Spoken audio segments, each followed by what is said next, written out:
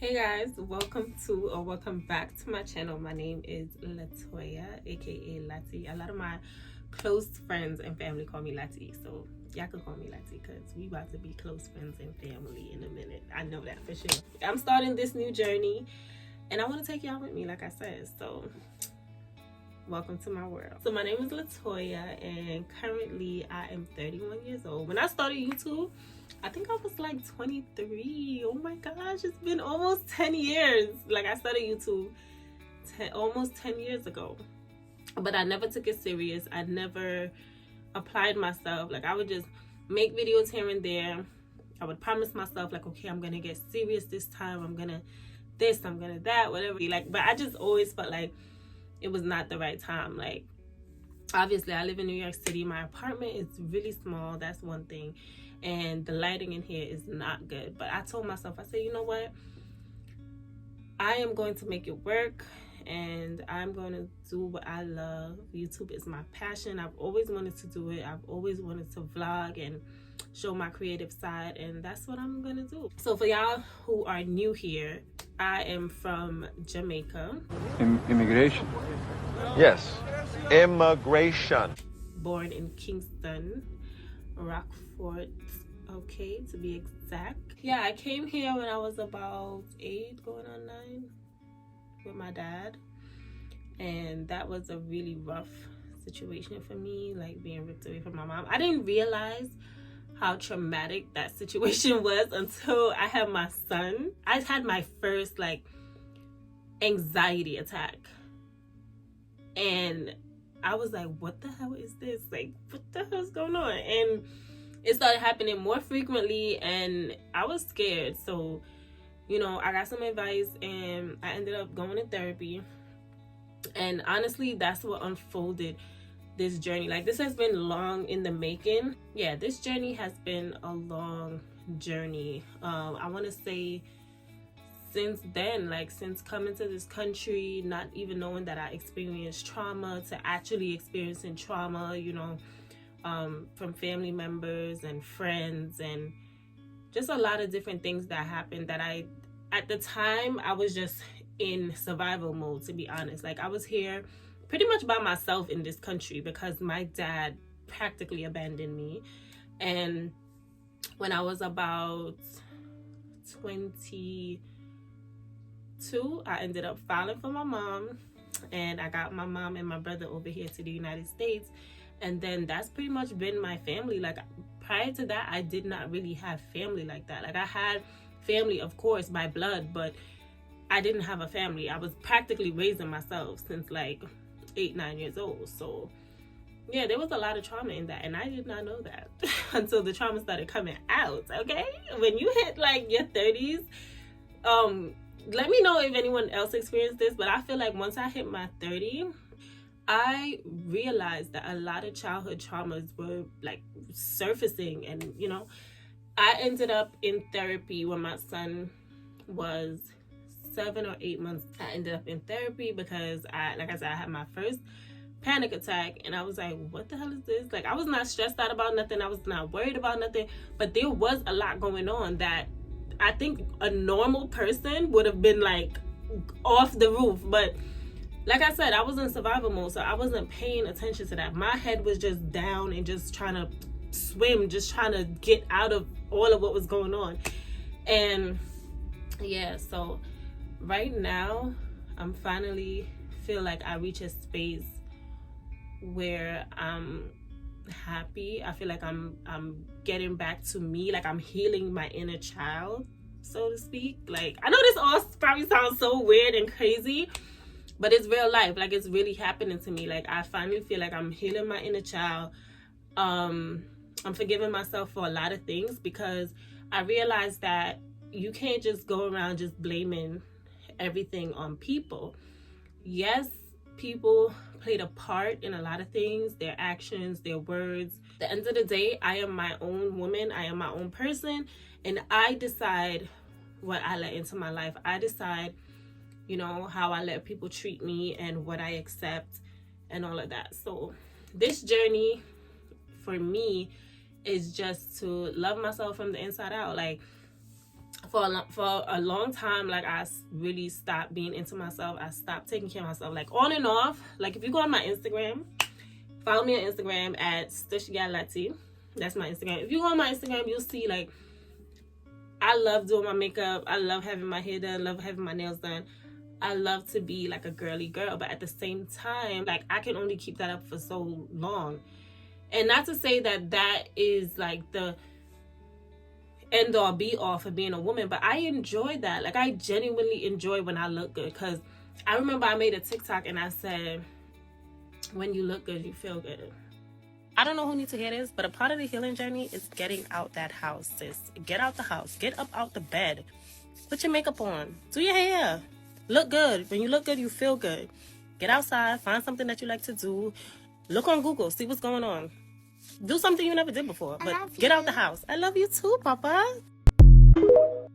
And that's really true from my bottom of my heart. Like, when I look good, you can't tell me nothing, baby. I'm about to make that bag. I'm about to find my husband. Like, when I look good, I feel good. And, like, not to say that I don't love myself in my natural state, because I do, baby. Don't get it twisted. I do. All this, I love all this. But at the same time, when you add that little extra, it gives it a different flair. And I noticed that I'm always, like, on and off with that. So I know that has I know that it has a lot to do with my emotional state and my mental state, because after therapy, it brought a lot of things to my attention. Come to terms with my non-existent relationship with his dad. And not for nothing, like, even though my son's father has done some real vile, disgusting things to me, like, everything you can think of, that man has done to me. And through therapy, I learned that he has a lot of childhood traumas as well, although him and his family try to hide it and they try to act like things never existed. And he'll lie and say that he never told me certain things. But I know a lot of things about him. And I know that even though I put the responsibility on him of the actions that he takes, but at the same time, he's a wounded child himself. Like, he's been through a lot. So I'm not going to justify his actions, but I am going to say I'm grateful that I had that interaction with that person, because it brought me to this version of myself. Through me having my son, through me having to do this mother thing by myself, through him, like, triangulating me with his family, with other women, friends, you name it. Like, he really tried to destroy me. And I was really able to push through and pull through. Like, I never knew that I was that mentally strong. I really did not. I knew, but not to this capacity. Like, this guy really tried to break me, like, intentionally tried to break me. He was like I started at some point to look at him like a black spirit, like an evil demon that is really trying to ruin my life. And it wasn't until the other day that I decided that, yeah, this is it. Because no matter how much I tried to take away the emotions, be friends, you know, that doesn't work.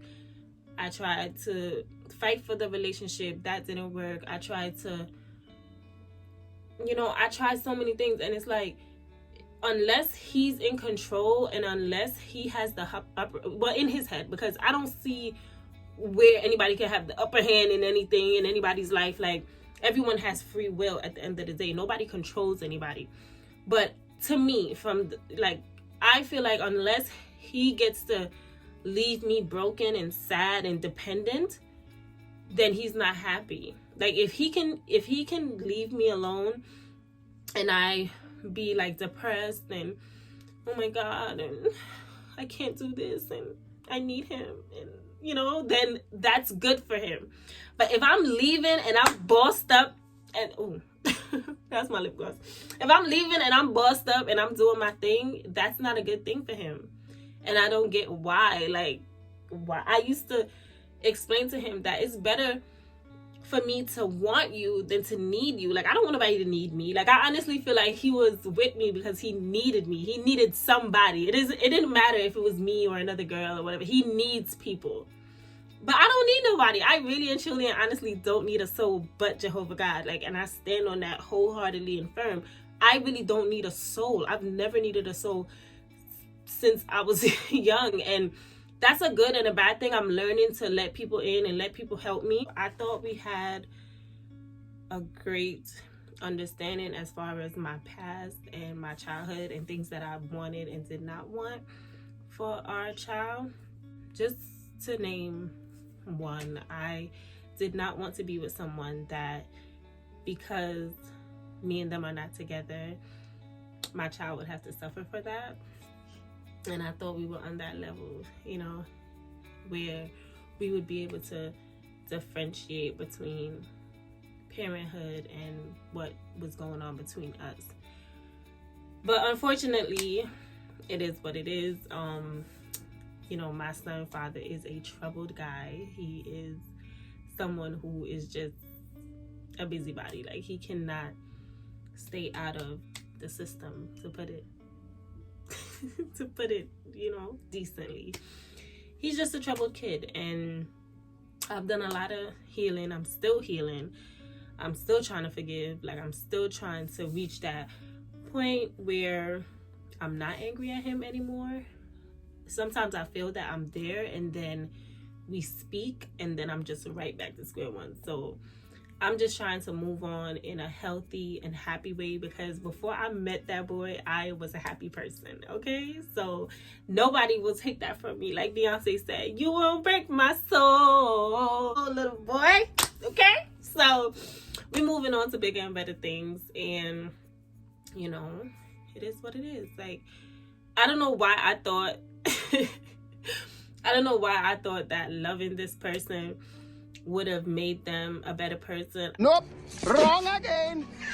I don't know why I thought that being there for this person would have made them a better person, because countless women before me, family members, friends, you name it, have been trying to do what I was trying to do and have not succeeded. So I give it to God, and I'm gonna let the kid do what he gotta do, and I'm of course gonna do what I have to, and allow myself to rest in my femininity, whatever that means. Like, because I feel like I was like over feminine. I'm trying to get to a stage where I can balance both, you know what I mean? Because strong, independent, don't need anyone. I don't know if it is like being masculine, more masculine than feminine. I'm not sure. I've never looked at myself as a masculine person, you know?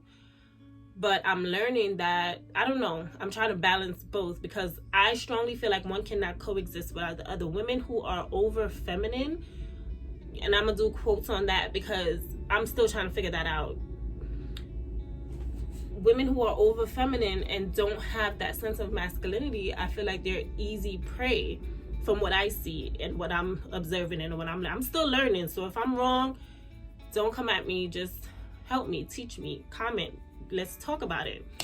But yeah, I feel like women who are over feminine can be easy prey for men who only live in their masculine, because I strongly believe that both have to be there to balance each other. Men who are solely just masculine, that's dangerous, because you can't understand a woman if you can't sympathize, you can't empathize, you can't feel our emotions. Like, you know, I'm not saying you're supposed to be a little pum pum, like, for lack of a word, but you have to be able to understand a woman. Like, that's crazy to me.